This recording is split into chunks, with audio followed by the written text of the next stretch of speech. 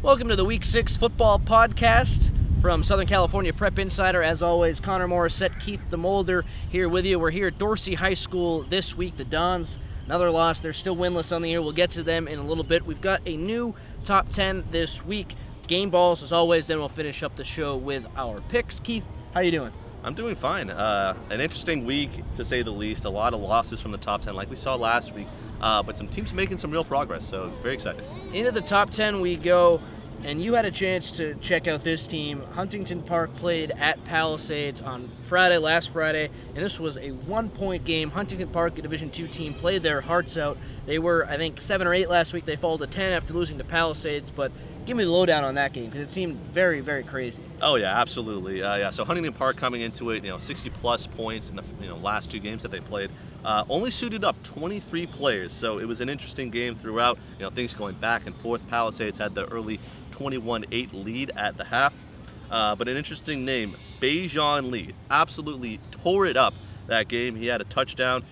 Pally's defense, they couldn't really contain him all night, but yeah, so they had 23 players dressed for the game, so they went for 2 on every single possession. Probably why they score so many points is the fact that they go for 2 a lot.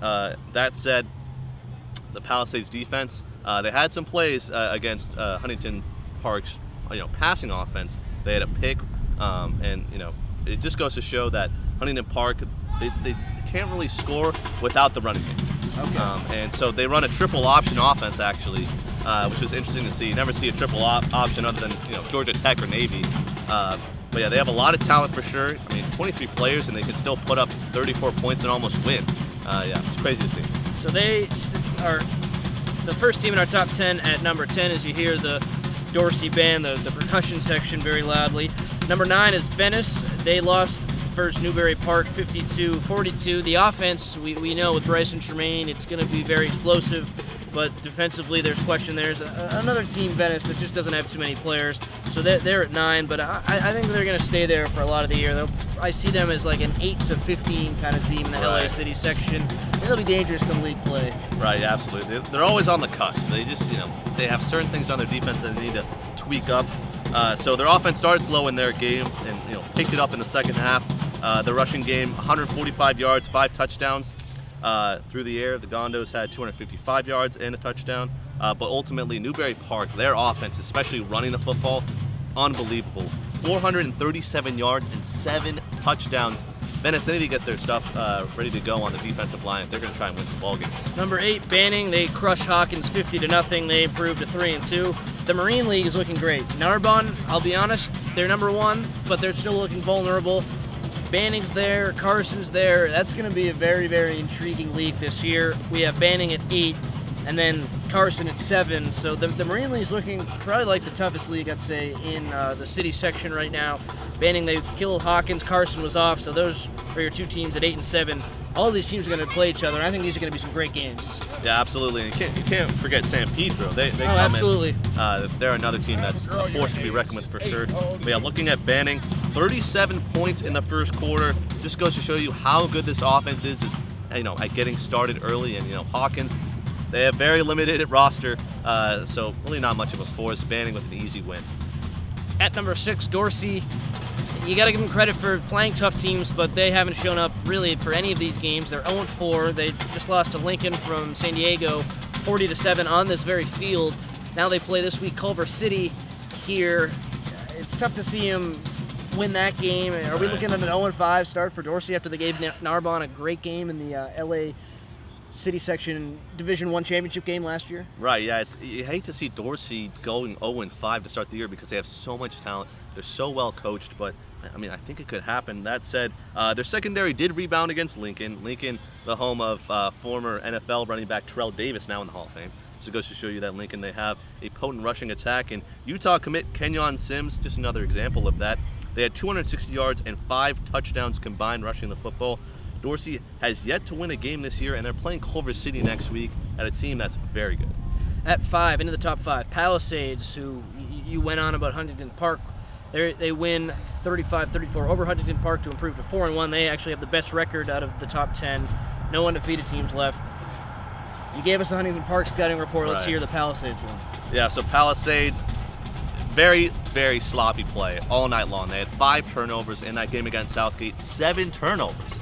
So it just goes to show you that execution is the name of the game for Palisades, and if they can execute, they can score a lot of points. Looking at the night for the defense, C.R. Riley was a player of the game, 2 tackles for loss, as well as 10 tackles and a sack.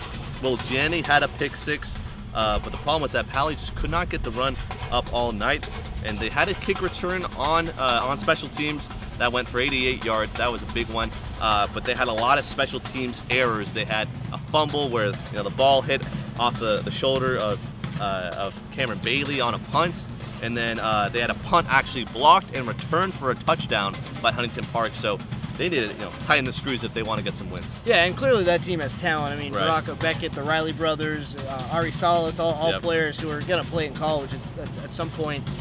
So I think with them, they're using the early season to try to, like you said, tighten the screws a little bit and improve. And hopefully what we want to see from Palisades going forward now, and I think what their fans will want to see, obviously, is just them improve week by week. They've turned the ball over a lot.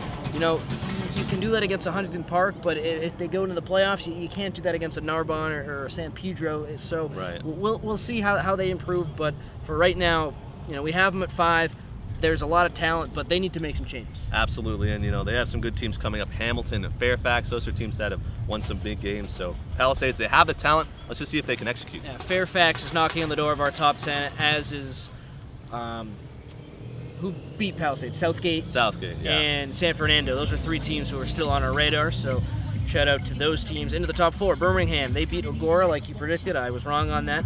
They won 36-27. I think they're the dark horse right now. They've played some very good teams, so the record isn't very flattering at 2-3, but hanging with Agora and beating Agora, I think, is very impressive when it looks like the LA City section as a whole is down this year. Yeah, absolutely. Yeah, that's kind of the difference between Birmingham and Dorsey, is the fact that Birmingham has played similar opponents in the sense that they're very tough opponents from the southern section. But the difference is that Birmingham, they've executed on offense.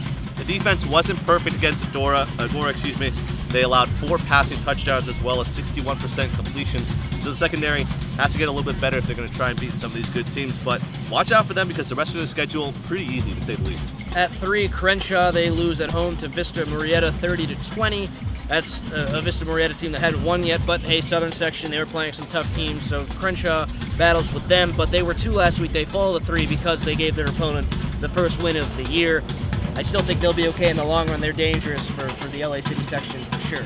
Right, and the offense was pretty good. They put up 14 points in the 4th quarter, so it showed they still had some fight in them.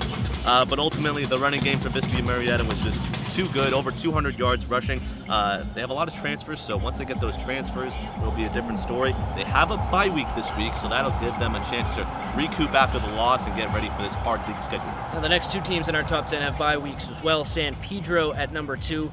They took Lawndale at home down to the wire. They lose 35-26. Lawndale's undefeated, so that's why we bumped San Pedro over Crenshaw, because San Pedro was able to keep it close. Their offense looks very, very, very good. Yeah, absolutely. The running game is unforeseen, one of the best in the LA City section. That said, it was kind of a tale of 2 halves. San Pedro, their defensive execution led to offensive execution. They had a couple of forced turnovers that turned into points. However, the Cardinals came back in that game in the 4th quarter and scored 21 unanswered points. So San Pedro, they play an easy game against Gardena, and then Carson will be a big test to see if they can stop them all game long, not just the first half. That'll be a huge one. And that number 1, Narbonne stays put. I'm very intrigued to see how Narbonne's defense plays once they start going against city section teams, because the last 2 weeks they've given up over 50 points. This time they were in Hawaii. They lose 56-50 to St. Louis, but the offense was firing on all cylinders. I still think Narbonne has the best players and the best coach, so I think they're going to be the best team in the LA City section, but we have a lot to learn now that the non-conference slate is winding down. Yeah, absolutely. And that game was an absolute just track meet out there in Honolulu. St. Louis, people think Missouri, but no, it's actually St. Louis out in Hawaii. So let's talk about some stats yardage-wise. It was just unreal. Jalen Chapman, 21 for 41, 516 yards, 5 touchdowns. The running game also added 118 yards and 2 touchdowns. It's a hard team to play going out into Hawaii and playing St. Louis, so I give them credit, but a lot of yards given up and a lot of points for sure.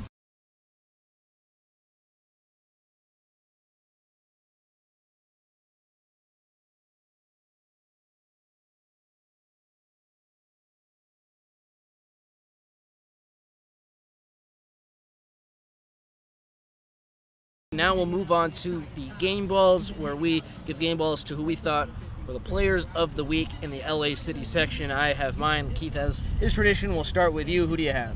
All right, so my game ball of the week goes to Esteban Bozeman from Westchester, the running back. He can really do everything. 224 rushing yards, 2 touchdowns, 50 receiving yards, and a touchdown, 134 kick return yards versus Roosevelt. Partially why they won 27-21 over a good Roosevelt team. So Esteban Bozeman, you get a game ball from me.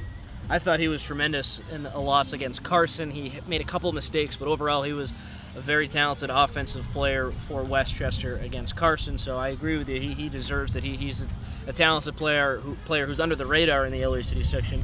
For me, it's probably the player who gets the most noise surrounding them in the LA City section. My game ball goes to Jalen Chapman, and you mentioned it, Keith. 516 passing yards, 26 rushing yards, 6 touchdowns, and a loss to St. Louis. So yeah, Narbonne came up short, but I mean, Chapman, you can't play much better than that. So Jalen, congratulations. You get the game ball from me this week. We'll see if he can continue that play. Narbonne's off this week, but then Carson's coming up, and that's going to be a tough game for them. Tough game for both teams. Those defenses are going to lock heads. We'll see how Chapman performs in that one. So Bozeman for Keith, Chapman for me. Those are the 2 game balls. Now we'll move on to picks, where we pick games this upcoming week. A lot of Thursday games because of the holiday on Friday, so a lot of schools are off Friday, so we have some Thursday contests. First one we'll pick is Canoga Park at Reseda, and that's on Thursday night at Reseda, like I mentioned. Keith, we'll start with you. Yeah, Reseda, what I saw from their game last week, very undisciplined, both sides of the ball. Canoga Park, they've had some key wins this season. I think they bring that into this one, so I have Canoga Park winning it. Yeah, it's all going to come down to how Reseda responds. Their coach, Alonzo Areola, after the win against Marshall that Reseda had, was very angry at his team. It sounded like they had just lost. He was ripping them. He was not happy with the offsides that continued to happen, with the turnovers that continued with Reseda. So he was very disappointed in them, and I got a chance to catch up with him this week, and he told me, I asked him, how's your team responding after what happened on Friday, and he said, they're responding well, but I still expected a little bit more. So because of that, I'm going to pick Canoga Park. It seems like Reseda still hasn't quite figured out that discipline issue, so we'll each pick Canoga Park there. Second game, Culver City at Dorsey. How can you pick Dorsey right now? Yeah. I'm going to go, I know you go first, but it's Culver City all the way, right? It has to be. It has to be. I mean, they've scored 207 points in the entire season this year. Their offense has been humming. They had a huge 59-0 win over University last week. They simply cannot be stopped. They're a Southern Section team, so that plays into that. But Dorsey, they just had offensive woes after offensive woes, and that defense can't really seem to stop anybody. And then the last game on our slate, Venice at Paramount. We saw Venice's offense keep up with Newbury Park, but Paramount, looking at the rankings, they're a top 100 California team. Venice is a top 300. It's at Paramount. That's just too much for Venice. I'm taking Paramount in that game. Yeah, absolutely. The Venice defense, they have some things they need to work on. The running game just tore apart them last week. So that said, Paramount, they're a good Southern Section team once again. I'm going to go with them in the win. All right, we'll get out of here while we still can. We got the band and the train going on behind us. Thanks so much for watching the Week 6 football podcast. For Keith DeMolder, I'm Connor Morissette. Bit of a quiet week in the LA City section coming up, but then the week after league play starts, and that's when it's about to get crazy. So if you're a fan, just stay with us, because these next couple weeks are going to be crazy. Thanks for tuning in. We'll see you next time.